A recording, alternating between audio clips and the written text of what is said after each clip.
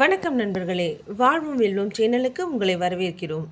வெற்றியை நோக்கி ஒன்றாக பயணிப்போம். சப்ஸ்கிரைப் செய்து எங்களுடன் இணைந்திருங்கள். நன்றி. அம்மா, நான் எங்கே இருக்கிறேன் என்று தெரியவில்லை. என்னை சுற்றி ஏதோ தண்ணீர் நிரம்பி இருக்கிறது. எப்போதும் மிதந்து கொண்டே இருக்கிறேன். கண்களை திறக்க முடியவில்லை. ஆனால் திறந்து பார்க்க வேண்டும் என்று தோன்றுகிறது. என் வயிற்றிலிருந்து ஏதோ ஒரு கயிறு போல் கட்டப்பட்டு இருக்கிறது. அந்த கயிற்றில் தொங்கியபடி நான் ஆடிக்கொண்டிருக்கிறேன். இங்கே எந்த சப்தமும் கேட்கவில்லை. நீண்ட காலமாக ஒரே ஒரு சத்தம்தான் கேட்டுக்கொண்டிருக்கிறது. அது இதய துடிப்பு. அவ்வப்போது என்னை யாரோ தொடுவது போலவும் என்னுடன் பேசுவது போலவும் உணர்கிறேன். அந்த தொடுதலும் பேச்சும் மிக மென்மையாக இதமாக இருக்கிறது. அதற்கு பதில் பேசும் விதமாக நிறைய முறை கை கால்களை அசைத்து இருக்கிறேன். கூடவே அவ்வப்பொழுது இன்னொரு குரலும் கேட்கும். ஆனால் அது கொஞ்சம் கரடு முரடாக இருக்கிறது. எத்தனை விதமான சப்தங்கள் கேட்டாலும் எப்போதும் மாறாதிருப்பது அந்த இதய துடிப்பின் சத்தம்தான். அது யாரிடமிருந்து வருகிறது என்பதை நிச்சயம் ஒரு நாள் பார்த்துவிட வேண்டும். என்னவோ தெரியவில்லை. 2-3 நாட்களாக இங்கிருந்து வெளியே சென்று விட வேண்டும் என்று தோன்றிக்கொண்டே இருக்கிறது. கை கால்களை உதைத்து எவ்வளவோ முயற்சி செய்கிறேன். ஆனால் முடியவில்லை. இறுதியாக ஒரு நாள் நான் இருந்த இடம் கொஞ்சம் கொஞ்சமாக இடம் மாறி எங்கேயோ நகரத் தொடங்கியது. நான் தலைகீழாக மாறிவிட்டேன். அந்த இதய துடிப்பு சத்தம் மெல்ல மெல்ல குறைகிறது. இந்த உலகத்தை விட்டு வேறெங்கோ செல்கிறோம் என்று பயமாக இருக்கிறது. எனக்கு மென்மையாக கேட்ட அந்த குரல் இப்போது வலியில் கதறுகிறது. ஏனோ எனக்கு கஷ்டமாக இருக்கிறது. எல்லாம் என்னால் வந்தது. நான் தான் கை கால்களை உதைத்து ஏதோ செய்து விட்டேன். திடீரென நான் இருந்த தண்ணீர் தொட்டியில் ஓட்டை விழுந்து விட்டது. சோதனைக்கு மேல் சோதனை. தண்ணீரோடு அடித்து கொண்டு எங்கோ செல்கிறேன். இடையில் எங்கோ சிக்கிக் கொள்கிறேன்.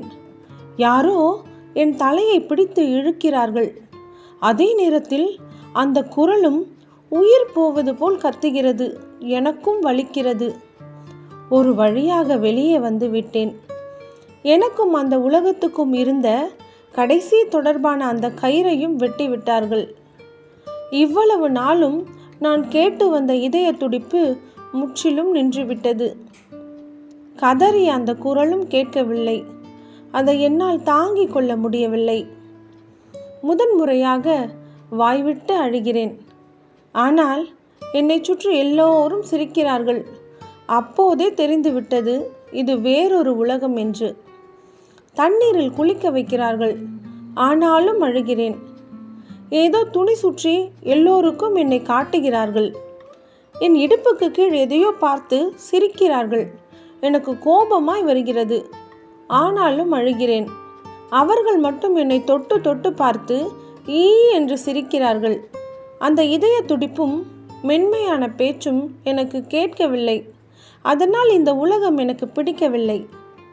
என்னை கொண்டு சென்று யார் பக்கத்திலோ படுக்க வைத்தார்கள். நான் அழுவதை நிறுத்திவிட்டேன். காரணம், அந்த இதய துடிப்பு இப்போது கேட்க ஆரம்பித்து விட்டது. கைகளால் என்னை தடவினார்கள். ஆம், என் உலகத்தில் இருந்தபோது உணர்ந்த அதே தொடுதல். அவர் மாதிரியே இருக்கா இல்ல என்று பேசிய போது அந்த குரலின் அதே மென்மையை உணர்ந்தேன். அது யார் என்று பார்த்துவிட வேண்டும் என்று துடிக்கிறேன். ஆனால் கை கால்களை மட்டுமே அசைக்க முடிகிறது. திரும்ப முடியவில்லை. எப்படியாவது பார்க்க வேண்டும் என்று நினைக்கும் போது 2 கைகள் என்னை தூக்குகிறது. தன் முகத்துக்கு நேராய் கொண்டு போய் வைக்கிறது. மரணம் வரை சென்று வந்த துயரத்திற்கு நடுவே மகிழ்ச்சி நிறைந்த புன்னகை அந்த முகத்தில். அந்த முகத்தை பார்த்தபோது எனக்கு ஏற்பட்ட சந்தோஷத்தை, பரவசத்தை விவரிக்க எந்த மொழியிலும் வார்த்தைகள் இல்லை. அது என் தாய் என்பதை உணர்ந்து கொண்டேன். ஆனாலும் ஏனோ அழுது கொண்டே இருக்கிறேன். நான் அழுத போதும் அம்மா மட்டும் சிரித்து கொண்டே இருக்கிறாள். எனக்கு கோபமாய் வந்தது. அப்போது எனக்கு தெரியவில்லை, என் மொத்த வாழ்நாளில் நான் அழுவதை பார்த்து என் அம்மா சிரிக்கும் ஒரே நாள் அதுதான் என்று. படித்ததில் பிடித்தது. நான் உங்கள் பிரபா. நன்றி, வணக்கம்.